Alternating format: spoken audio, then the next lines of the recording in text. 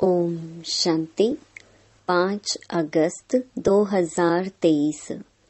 बाबा के महावाक्य। मीठे बच्चे, तुम अभी टिवाटे पर खड़े हो। एक तरफ है दुख धाम, दूसरे तरफ है शांति धाम और तीसरे तरफ है सुख धाम। अब जज करो हमें किधर जाना है। प्रश्न: किस निश्चय के आधार पर तुम बच्चे सदा हर्षित रह सकते हो? उत्तर: सबसे पहला निश्चय चाहिए कि हम किसके बने हैं। बाप का बनने में कोई वेद शास्त्र आदि पुस्तकें पढ़ने की दरकार नहीं है। दूसरा निश्चय चाहिए कि हमारा कुल सबसे श्रेष्ठ देवता कुल है। इस स्मृति से सारा चक्कर याद आ जाएगा। बाप और चक्कर की स्मृति में रहने वाले सदा हर्षित रहेंगे। गीत: किसी ने अपना बना के मुझको। ओम शांति। तुम बच्चों को तो पहले पहले खुशी होती है, हम किसके बने हैं। ऐसे नहीं कहेंगे हम गुरु के बने हैं। बनना होता है बाप का। शरीर छोड़कर भी फिर बाप का बनना होता है। यहाँ भी बाप का बनना है। वेद शास्त्र आदि किसकी दरकार नहीं। बच्चा पैदा हुआ तो बाप समझते हैं मेरी मिल्कियत का यह मालिक है। संबंध की बात है। तुम बच्चे भी जानते हो हम वास्तव में पहले भी पारलौकिक बाप शिव बाबा के बच्चे हैं। पहले हम आत्मा हैं, पीछे हमको शरीर मिलता है। तुमको शरीर तो है, अब तुमको बेहद का बाप मिला है। उसने आकर अपना परिचय दिया है। तुम कहते हो बाबा हम आपके हैं और कोई संबंध नहीं। बाप के बच्चे बने हो। यह कहते हैं मैं कोई गुरु गोसाई नहीं हूँ। बोर्ड पर भी ब्रह्मा कुमार कुमारियों का नाम लिखा हुआ है, तो जरूर बाप भी होगा। लिखते हो हम ब्रह्मा कुमार कुमारियां हैं। यह संबंध हुआ ना। माँ बाप का संबंध चाहिए। गाते भी हैं तुम मात पिता हम बालक तेरे। आत्मा को जैसे वह अविनाशी याद है। हम आपके जब बालक बनेंगे तब हम वर्षा लेंगे। अभी तुम जानते हो हम मात पिता के बने हैं, हम शिव बाबा के बच्चे हैं, तो जरूर बाप और वर्षा याद आता है। तुमको कोई पुस्तक आदि नहीं पढ़ाया जाता, तुमको सिर्फ निश्चय कराया जाता है। बाप के बने हो तो अब उनको याद करो। बाप कहते हैं मेरे को याद करने से तुम ऐसा लक्ष्मी नारायण बनेंगे। कितनी सहज बात है।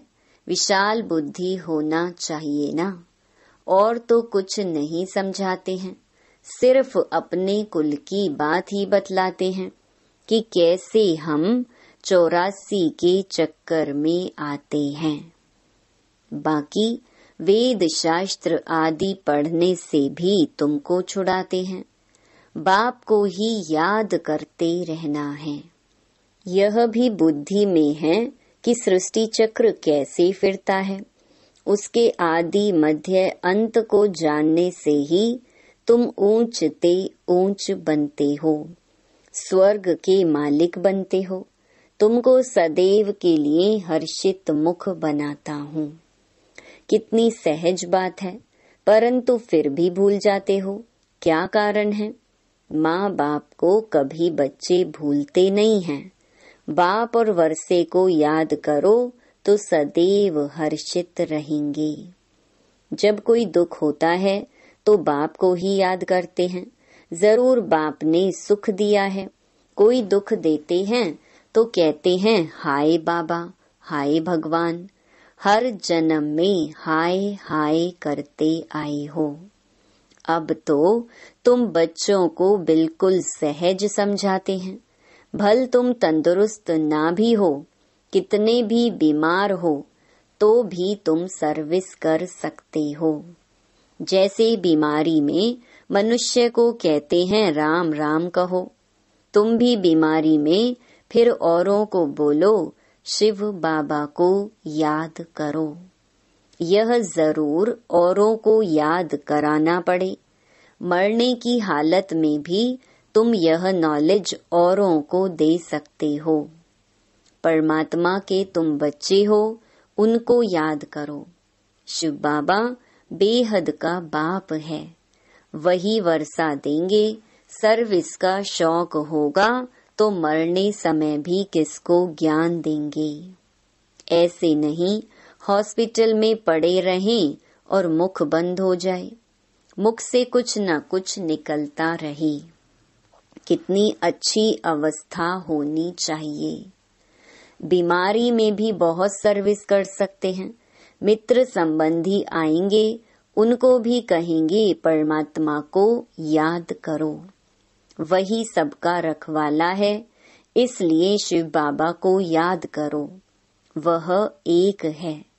वर्षा भी सबको एक से मिलता है। लौकिक संबंध में वर्षा मेल को मिलता है। कन्या है ही 100 ब्राह्मणों से उत्तम। पवित्र को दान दिया जाता है। तुम कन्याएं सबसे पवित्र हो, इसीलिए कहते हैं हम कन्या को दान देते हैं। वह बड़ा दान समझते हैं। वास्तव में वह कोई दान होता नहीं। दान तो अब भी तुम करते हो। कहते हो हम अपनी कन्या शिव बाबा को देते हैं, स्वर्ग की महारानी बनने के लिए। परंतु कन्या भी ऐसी अच्छी पढ़ी लिखी हो, अपने दैवी कुल की हो, जो समझाने से झट समझ जाए। सर्विसेबल चाहिए। छोटे बच्चों को तो नहीं संभालना है। कोई को भी समझाना बड़ा सहज है कि शिव बाबा तुम्हारा बेहद का बाप है। चित्र सामने है, देखो यह ऐसा सतयुग का वर्षा पा रहे हैं। इन लक्ष्मी नारायण को वर्षा कहाँ से मिला? कितनी सहज बात है। इसीलिए बाबा बड़े चित्र भी बनवा रहे हैं। अभी यह नाटक पूरा होता है। हमने 84 जन्मों का पाठ बजाया। अब वापस बाबा के पास जाते हैं, फिर नई दुनिया में आएंगे। हमारा बाबा नई दुनिया का रचयिता है, उसका हमको मालिक बनाते हैं। आपको भी तरीका बतलाते हैं कि बेहद बाप से सदा सुख का वर्षा तुमको कैसे मिलेगा। एक तो समझाओ मैं आत्मा हूँ, मैं आत्मा खाती हूँ, मैं आत्मा चलती हूँ। यह बड़ी अच्छी प्रैक्टिस चाहिए। देह अभिमान टूट जाए। देह अभिमानी को लौकिक संबंध याद आएंगे। देही अभिमानी को पारलौकिक बाप ही याद पड़ेगा। उठते बैठते चलते यह बुद्धि में रखना है, मैं आत्मा हूँ। बाप की मत पर चलना है। शिव बाबा मत दे रहे हैं, अपने को आत्मा समझो। मेहनत करनी है।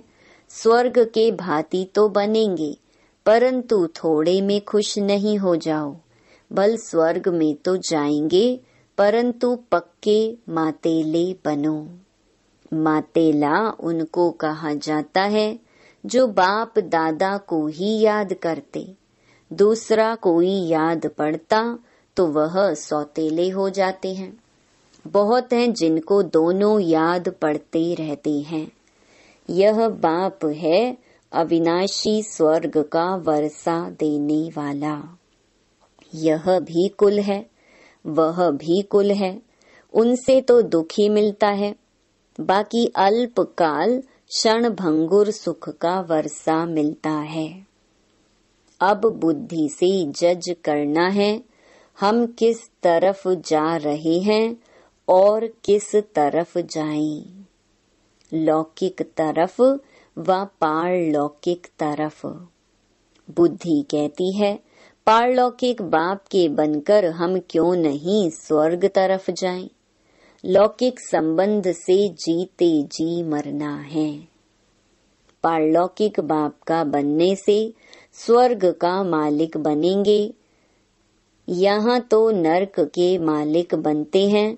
अब आत्मा कहती है बुद्धि को कहाँ जोड़ें। अपने शांति धाम सुख धाम में जाएं या यहाँ जाएं। वास्तव में यहाँ जाएं। यह उठना ही नहीं चाहिए। यहाँ तो जन्म जन्मांतर रहे हैं। अब तो हम पारलौकिक बाप को कभी छोड़ेंगे नहीं। यहाँ तुम बच्चे सम्मुख बैठे हो, तुम्हारा लौकिक संबंध कोई है नहीं। बुद्धि कहती है हम तो बाबा के साथ मुक्ति धाम शांति धाम जाएं। सवेरे उठ ऐसे ऐसे बैठ विचार सागर मंथन करना चाहिए। बैठने से बड़ा मजा आएगा। अब किस तरफ जाना चाहिए, नरक तरफ क्यों जाएं? यह माया बड़ा धोखा देती है। अभी तो तुम्हारे पास सेम ऑब्जेक्ट है। अभी तुम किनारे पर हो, जानते हो इस तरफ तो दुख ही दुख है, उस तरफ 21 जन्मों का सुख है। बाप कहते हैं मेरे को याद करो क्योंकि मेरे पास आना है। माया कहती है दुनिया तरफ जाओ। कहाँ जाएं? रास्ता तो मिला है। एक तरफ है स्वर्ग में जाने का रास्ता, दूसरी तरफ है नरक में जाने का रास्ता। टिवाटा होता है ना, 3 गली के बीच में टिवाटा होता है। अब हम किस तरफ जाएं? एक गली है मुक्ति की, एक गली है जीवन मुक्ति की और एक है नरक की। जैसे 3 नदियों का संगम है, 3 वाटिकाएं हैं, एक वाटिका में हम हैं। टिवाटे का मिसाल अच्छा है। अब कहाँ जाएं? नरक का तो विनाश होना है, यहाँ दुख बहुत है। अभी हम टिवाटे पर खड़े हैं, पीछे तो नहीं हटेंगे। दुख की गली से निकाल बाबा ने टिवाटे पर खड़ा किया है। दुख धाम की गली से तो तुम जन्म जन्मांतर पास कर आए हो। अब बुद्धि कहती है मुक्ति जीवन मुक्ति तरफ जाएं। मुक्ति धाम में तो सदैव के लिए बैठना नहीं है। ऐसे नहीं हम पाठ से छूट जाएं, आए ही नहीं। पाठ से छूटना नहीं हो सकता। ड्रामा अनुसार आएंगे जरूर, तो फिर मच्छरों सदृश्य मरेंगे। इतना दुख देखा है तो फिर इतना सुख भी देखना चाहिए। ड्रामा में बाबा ने वजन ठीक रखा है। जिनका पाठ ही थोड़ा है, आए 1-2 जन्म लिए, यह गए। अभी तुम टिवाटे पर खड़े हो, वह शांति धाम, वह सुख धाम। अगर शांति धाम जाना चाहते हो तो शांति धाम को याद करते रहो। मुक्ति को तो याद करना पड़े ना। पिछाड़ी वालों को मुक्ति धाम में जास्ती रहने कारण मुक्ति धाम ही जास्ती याद पड़ेगा। तुमको जीवन मुक्ति धाम याद पड़ता है। स्वर्ग में हम जल्दी जाएं। वह चाहते हैं हम मुक्ति में रहें। अच्छा, बाप को याद करते रहो, इसमें भी कल्याण है।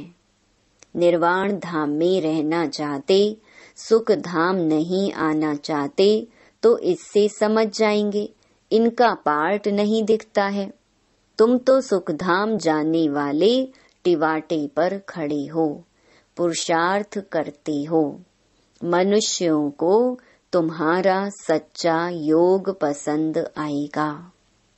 अच्छा, बाप को याद करते रहो, चक्र को भी याद करने की दरकार नहीं। यह ज्ञान सब धर्म वालों के लिए है। समझते हैं ड्रामा अनुसार, जिन्होंने जितना लिया है वही आकर अपना पद ले लेंगे। मुक्ति धाम जाना चाहते हैं तो बाप को याद करो।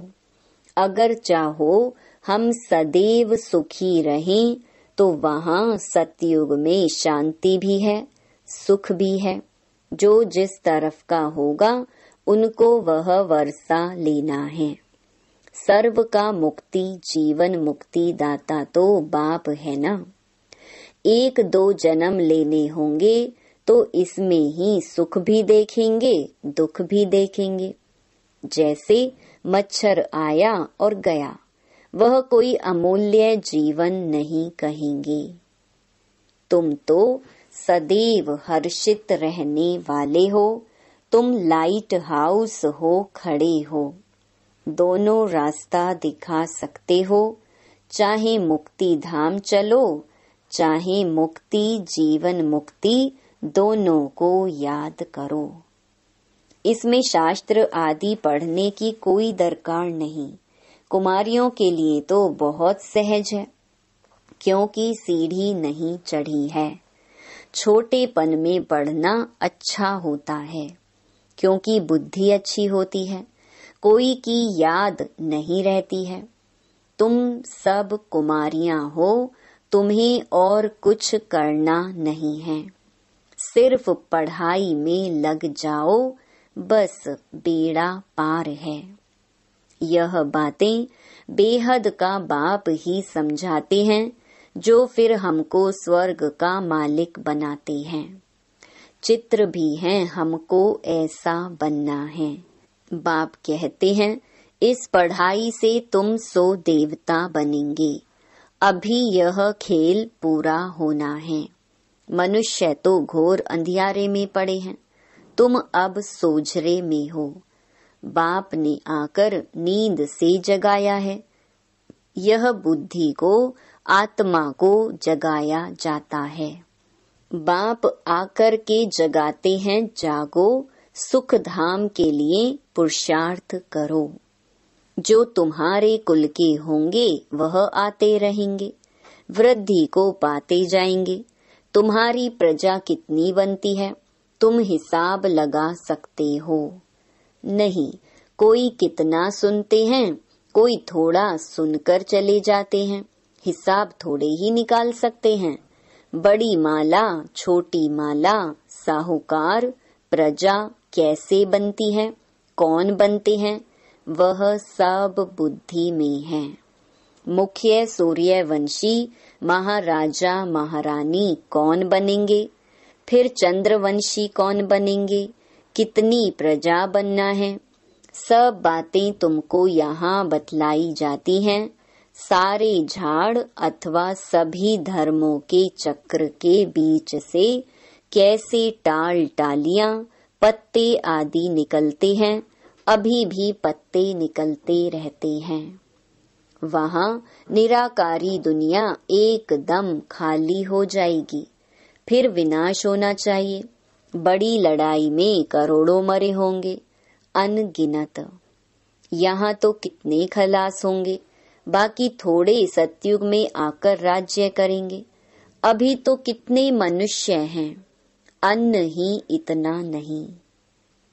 तुम बच्चे जानते हो, बाबा आते ही हैं संगम पर। बाप समझाते हैं, बच्चे शरीर निर्वाह अर्थ कर्म तो करना ही है। हर बात में राय पूछते जाओ। हर एक का हिसाब किताब अपना अपना है। श्रीमत अविनाशी सर्जन से लेते जाओ। सबको अपनी अपनी दवाई बताएंगे। समझाया जाता है यह दुनिया खलास हुई पड़ी है। अब बाप को याद करो तो बेड़ा पार हो जाएगा।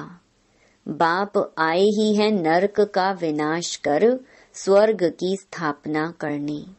हम आपको भी राय देते हैं।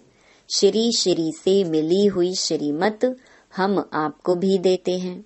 बाप कहते हैं मुझे याद करो तो तुम स्वर्ग के मालिक बनेंगे। अच्छा, मीठे मीठे सिकिलधे बच्चों प्रति मात पिता बाप दादा का याद प्यार और गुड मॉर्निंग। रूहानी बाप की रूहानी बच्चों को नमस्ते। धारणा के लिए मुख्य सार। पहला, सर्विस का शौक रखना है। बीमारी में भी बाप की याद में रहना है और दूसरों को भी याद दिलाना है। मुख से ज्ञान दान करते रहना है। दूसरा, पक्का मातेला बनना है, अर्थात एक बाप की ही याद में रहना है। सवेरे सवेरे उठ विचार सागर मंथन करना है। दूसरा कोई भी याद ना आए।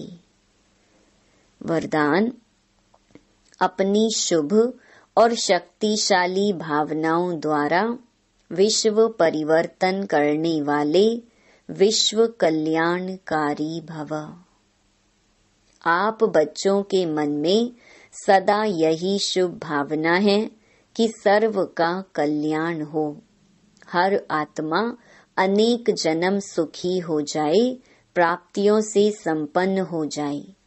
आपकी इस शुभ और शक्तिशाली भावना का फल विश्व की आत्माओं को परिवर्तन कर रहा है।